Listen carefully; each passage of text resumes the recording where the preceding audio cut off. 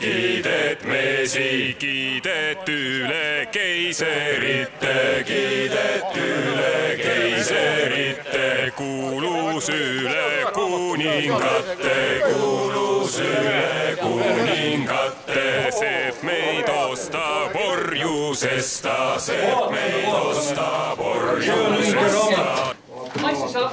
Igati õige. Eestimaa talorahva seadus. On aasta 1858 ja Mahtra mehed kogunevad arutlema õiguse üle. Üks kord on nad mõistniku juba kohtus võitnud. Miks peaks seegi kord ebaõnnestuma? Nii.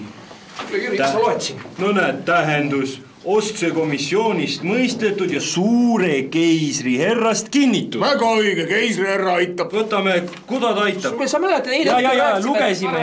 Paragrahv 127, siin on ju 250 hobosepäivi ja 250 jalapäivi tehtama. Mina ei näe. Aga abitegu pole ikka. Oota, aga loe äkki tuleb.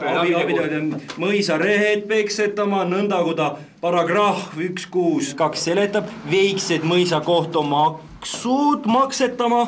Kohtumaksud ka. Oota, kuule, aga kas see vaimu ei peagi saatmana? Vaatame. Eduard Vilde on 150 aastat tagasi Mahtras aset leidnud sündmusi tegelikkusest ehk pisut romantilisemaks kirjutanud. Vaata tagant poolt ka. Eestimaa talorahva seadus, nii õige. Talurahva palavast võitlusest kõnelev lugu sobis hästi Nõukogude ajaloo käsitlusse, aga passis ka sõjaeelsel ajal näitama talurahva südikust. Vähem on rõhutatud, et Mahtra sõda räägib seaduse lugemisest ja usust kohtusse, kes teab, milline otsus on õige ja lõplik. Sellel talurahvas arvas, et tsaar on hea ja tsaar ei tea, mida siin kohapeal mõistnikud teevad. Ja tõesti, kui tuli ka uus seadus ja siin uue seaduse vahel on valged lehed, siis tõesti arvatigi, et need valged lehed ongi need head tsaari seadused, mida nüüd ütleme, et kohalikud mõistnikud on välja võtnud. Mahta talumehed olid talurahva seadustega varem tuttavad. See näitab ka seda, et 1856. aastal Mahtra mehed kaebasid kohaliku mõisniku Von Elfrey kaebasid kohtusse, sest Von Elfrey natukene eksis seadusega. Ja Mahtra mehed olid nii nutikad ja targad mehed, et nemad said aru, et mõisnik eksis ainult ühe ainsa päeva seadusega. Ja nad kaebasid mõisniku kohtusse ja nad võitsid mõisniku aastal 1856. Siin ees ongi midagi, näe. Suure auliko on. Ja suure auliko keisri herra ja kõige veneli.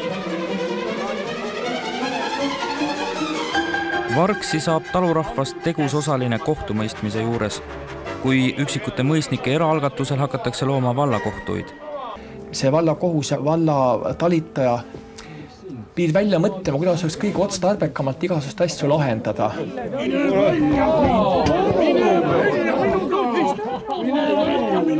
Mine välja minu kursist! Minu kursist! Sa ei tule, mine koju! Andsin Vilsu kuskopad tagasi! 11. november 1888. Kõrtsmik viskab välja Kuimetsa Tõnu. Tollel tekkis sõnavahetus Kõrtsmiku tütre Annaga, kes olevat Tõnule raha tagasi andmata jätnud. Üks kortel viina maksnud 14 kopikat, Tõnu olla andnud 20 kopikase hõbemündi. Kõrtsmik olla teotanud külamehe mütsi.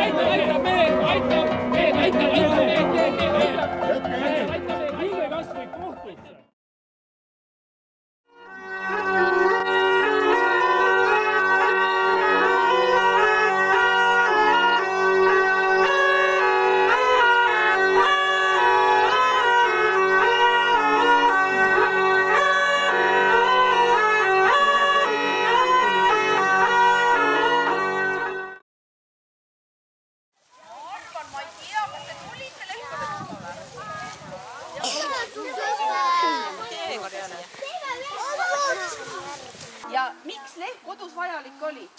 Piima anda. Lehm annab piima ja lehmanahkadest saab ka teha jalanõusid. Aga kes on pull, mis te arvate? Isane lehm. Õige, kus sa tead seda? Tal on kodus lehm. Teie talu nimi? Männi. Männi talu. Teie talu? Hundi talu. Teil? Aga. Ja niimoodi saame kokku. Kõik kanad saavad kokku, kõik lotsud saavad kokku, kõik uitsud. Oma ette. Proovime, kuidas välja. Ja läks!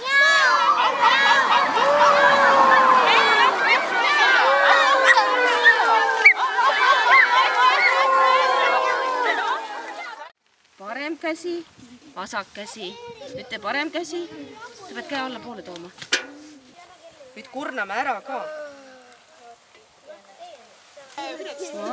Aga nii, korda mööda. Astarosna. Oi, mahu ära kaussi. Ei mahu, jah, tal on kõige rohkem.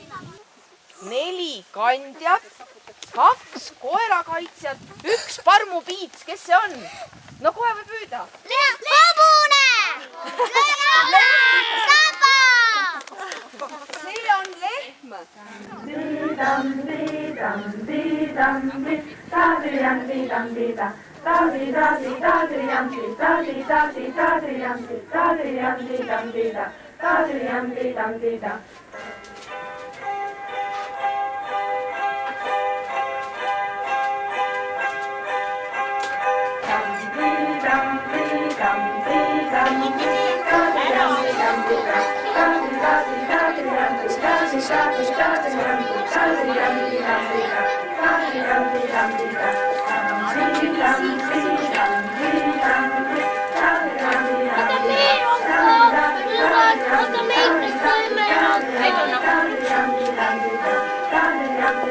Thank you.